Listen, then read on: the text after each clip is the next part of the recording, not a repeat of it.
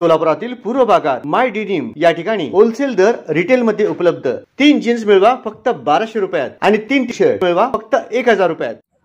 संतोषी माता गोशाळा समिती आयोजित चागंटी कोटेश्वर महाराजांचं प्रवचन सोलापुरात आयोजित करण्यात आलेले आहे। त्यांचे अध्यक्ष गणेश बुधारम सर आपल्या सोबत आहेत।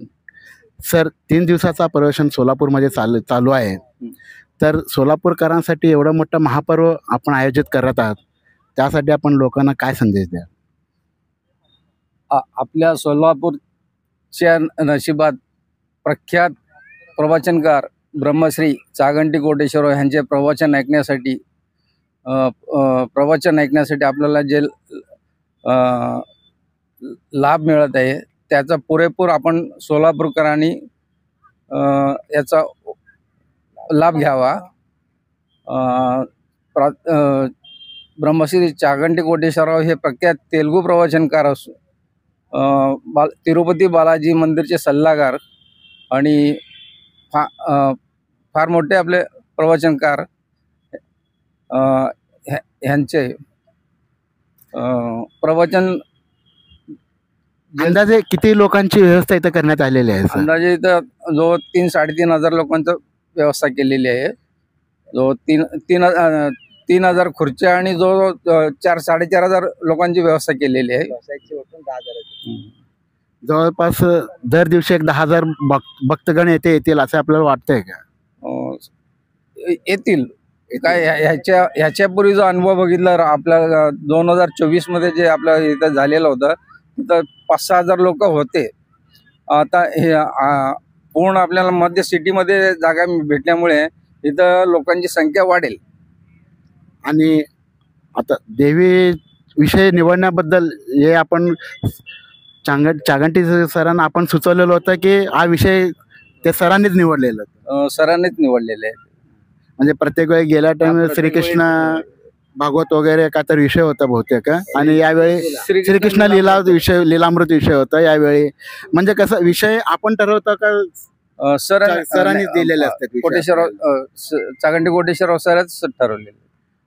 किती दिवस प्रवचन तारीख दिलेले असतात त्याच्यावरनं ते विषय आपल्याला सांगतात।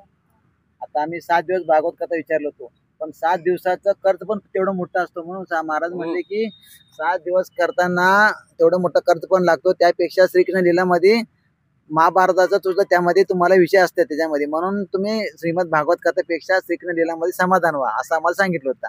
जसं यावेळेला आम्ही देवी वैभव विचारलं होतो महाराजांना, म्हणला शिवानंद हरी सांगितलं, गोमाता वैभव सांगितलं, मार्कंड चरित्र सांगितलं, श्रीकृष्ण लीला पण सांगितलं, पण यावेळेला आम्हाला देवीचं सांगा म्हणताना महाराज म्हणले तुम्ही जे म्हणता ते सांगायला तयार आहेत।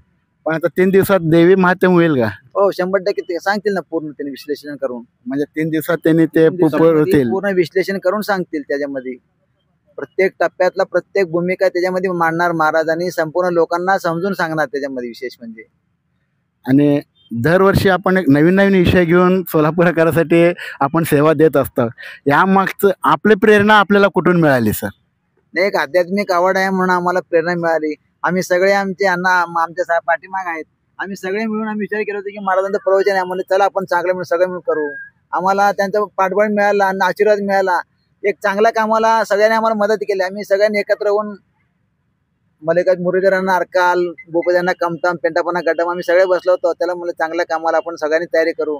आम्ही थोडक्यात 10 दिवसामध्ये आम्ही सगळी तयारी केली। आम्ही अवघ्या 10 दिवसात एवढं मोठं नियोजन, म्हणजे सर्वांचं पाठबळ अगदी मनपूर्वक आपल्याला भेटलेलं आहे। 100% खरं आहे।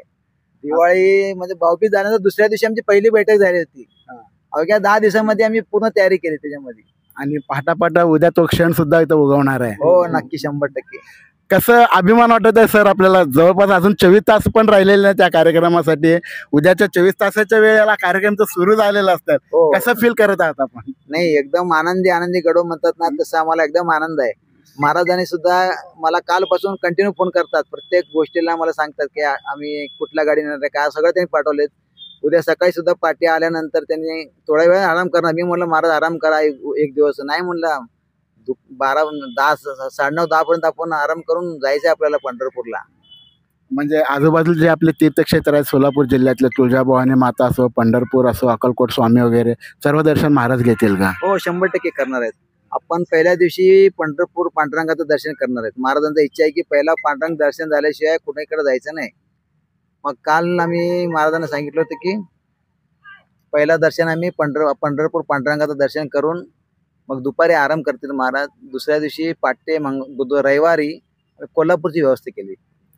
रविवार म्हणजे पंढरपूर महालक्ष्मी आणि पंढरपूर विठोबा महाराज आणि कोल्हापूर महालक्ष्मी. सोमवारच्या दिवशी तुळजापूर करतील आणि सोलापूरकरांच्या आम्हाला काही लोकांना भेटीगाठी करायच्या आहेत.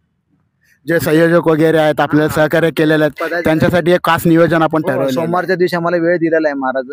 त्या दिवशी काही सगळ्यांच्या आम्ही गाठीभेटी घेणार आहोत. काही चर्चा करणार आहेत महाराज स्वतः. ते सोमवारनं पूर्ण वेळ दिलेला आहे आम्हाला त्यासाठी. काही आध्यात्मिक मार्गदर्शन आपल्याला सुद्धा ते वैयक्तिक करतील. नाही करतील आता आम्हाला सगळ्यांना बसून आम्हाला मार्गदर्शन करतील. धन्यवाद सर. एकूण म्हणजे पूर्णपणे तयारी झालेल्याच आहेत. अवघा 24 तासाच्या आतच हा महापर्व सुद्धा सोलापुरात सुरू होईल. आमच्या चॅनलतर्फे आम्ही आपल्याला खूप खूप शुभेच्छा आणि धन्यवाद देतो सर. असंच आध्यात्मिक प्रगती आपली होत राहो आणि सोलापूरकरांना नवीन नवीन आध्यात्मिक मेजवानी मिळत राहो या सदिच्छासह आपण दिलेल्या मुलाखतीबद्दल खूप खूप धन्यवाद.